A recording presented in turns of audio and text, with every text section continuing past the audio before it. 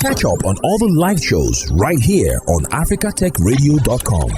Oh yeah, you're welcome to Africa Tech Radio. My name is Lillian and you're listening to Tek Talk. Today is Tuesday, so of course, you know that what I'm going to be telling you about is about the latest news, right? The news in tech that has been topping every single chart. The news that are topping the charts that are trending in the world of technology over the last week, right? So I'm going to be starting with this one. It is about funding, right? So Norscan 22, an Africa-focused venture capital firm, has successfully closed its Africa Tech Growth Fund at $205 million. You heard me, $205 million. And this has surpassed its initial goal of $200 million. And the fund was launched in January 2022. That is last year with $110 million, but experienced a slowdown in support due to tightened funding conditions in Africa during the 2022-2023. And African startups raised approximately $5 billion in 2022, but funding dropped to $2.7 billion by October 2023. And then Norscan's 22's fund will be utilized to invest in growth stage startups across the continent with an average ticket size of $10 million. Half of the fund will be allotted to Series A and B companies, while the rest will be directed towards Series B and C companies. The main aim of the fund is to invest in 20 startups, and this will make their existing portfolio of companies, more, which includes startups like Sabi, AutoCheck, Smile ID, Shara, and Time Bank. Sweet thing. Meanwhile, Zambia-based fintech startup Save and Remit emerged as the winner of the Alpha Expo pitch competition at the Africa Fintech Summit in Lusaka, Zambia. Save and Remit offers a digital savings platform for cooperatives and SMEs and allows them to save and access various financial services through their mobile phones. And the company received a $2,500 cash prize for securing their first place in the competition, surpassing 14 other participating startups. Second place was claimed by Trade Lender from Nigeria, which focuses on small business digital banking, while Action Zone from Uganda secured third place with their data analytics platform tailored for smaller smallholder farmers. Save and Remit's victory highlights the innovative solutions being developed across Africa's fintech landscape, addressing financial inclusion and access to savings for SMEs and cooperatives. And now let's talk about Crowdivest. I don't know if you have been following this conversation, but this happened in 2021 when they had a problem with their investors and people who defaulted in loans and so many things. And now Crowdivest is proposing converting a portion of the 7.7 billion naira that it owes its customers into equity. I'm just sad at the number of businesses, startups that are going under and owing people is really disheartening. The platform really allowed retail investors to fund various agri-tech businesses defaulted on its payment obligations in 2021. Now, according to internal documents that was shared by a news outlet, Tekabao, the debt is owed to approximately 3,700 crowdfunding investors. Now, Crowdivest is exploring ways to offer quarterly payouts to its investors, and one of those ways they proposed was through equity, right? They're saying, let us do this while we're recovering funds from project partners who are in debt to us. So they're trying to recover about 2 billion naira within the next 2 years and disburse it to investors through a registered asset manager. And the significant part of the debt, approximately 5.7 billion naira, is intended to be converted into equity in Crowdivest Management Limited, with customers who are owed 35% of the company. Now, this approach mirrors actions taken by other companies like Patricia, which I told you about recently. They said they want to do this. Others are saying, I don't want you to give me equity. I want you to give me my money the way I put my money into your company, right? Patricia lost customer assets, and converted debt into company shares. Now, Crediverse is also launching the Phoenix Fund, a new investment vehicle that is designed to raise funds for its operations. Moving on, InterSwitch, the African payments and infrastructure giant, has experienced a loss of approximately 30 billion naira due to chargeback fraud caused by a system glitch. The issue allowed certain merchants to fraudulently file and receive chargebacks. The court documents and sources with knowledge of the situation have revealed this significant loss. And responding, InterSwitch has initiated a fund recovery process through legal action and reported the fraud to Nigeria's anti-money laundering agency, which is the Economic and Financial Crimes Commission, EFCC. And so far, InterSwitch has recovered over 10 billion naira. But challenges persist. The chargeback fraud appears to have persisted for several years and is attributed to former and current InterSwitch employees who likely exploited system vulnerabilities. They have started legal action, and at least one person has been arrested in connection with the incident. It's crazy. It is crazy. This is shedding a spotlight on the increasing incidents of fraud within Nigeria's financial services industry, with institutions reporting substantial losses to fraud cases since 2020.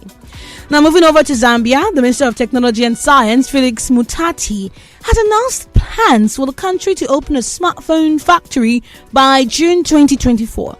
This initiative aims to reduce smartphone prices for citizens and to make them more affordable and to foster inclusivity in terms of connectivity.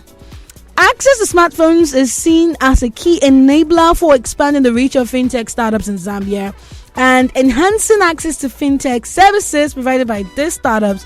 But this also reveals that there are plans on the way to construct over 100 community digital centers nationwide to further boost connectivity, and the goal is to increase the adoption of fintech services and mobile money. Yeah, I was talking about how very low the percentage of Zambians who have utilized digital financial services for payments and purchases. So they want to encourage investments in Zambia's ICT sector. And how would they do that? By announcing a zero rating of imports of telecoms equipment, including smartphones, in October 2022. And now they're saying, you know what? We're going to start producing ours. That seems like a big deal. By now, you should have used ChatGPT or any other AI, generative AI, or any other kind by now, because it's really amazing. But the thing is, OpenAI CEO Sam Altman has revealed that the AI chatbot ChatGPT now boasts of 100 million weekly active users. Altman made this announcement during OpenAI's first developer conference in San Francisco. And alongside this revelation, they introduced GPT-4 Turbo, which is an enhanced and more cost-effective version of its flagship text-generating AI model, GPT-4. The platform is now used by over 2 million developers, including more than 92% of Fortune 500 companies. GPT-4 Turbo comes in two versions, one for text analysis and the other that can understand the context of both text and images. This is amazing, honestly. While they are doing this and celebrating this, Elon Musk has said, you know what? It's time for me to go into this, right? I need to start seeing what you guys are saying. Yeah. They are saying Elon Musk is, of course, if you don't know, he's the owner of X, previously Twitter, is preparing to launch an AI chatbot called Grok. It shares similarities with GPT, that's ChatGPT. The AI model is set to enter beta testing and is described by Musk as the best that currently exists in some important respects. Once it completes beta testing, Grok will become available to all X Premium Plus subscribers. Yeah. Just like ChatGPT, Grok has real-time access to information on X and the capability to browse the internet for current information on specific topics. Now, the other thing is that ChatGPT has a free mode and has the plus mode, right? Premium mode. But Grok is saying, you know what? I'll just make it available to you if you are a premium subscriber of X. Maybe they are going to open it up for free later on, but I don't know about that. And there's another thing that said it's going to be in Grok. Grok is designed to incorporate a touch of humor into its responses. Yeah.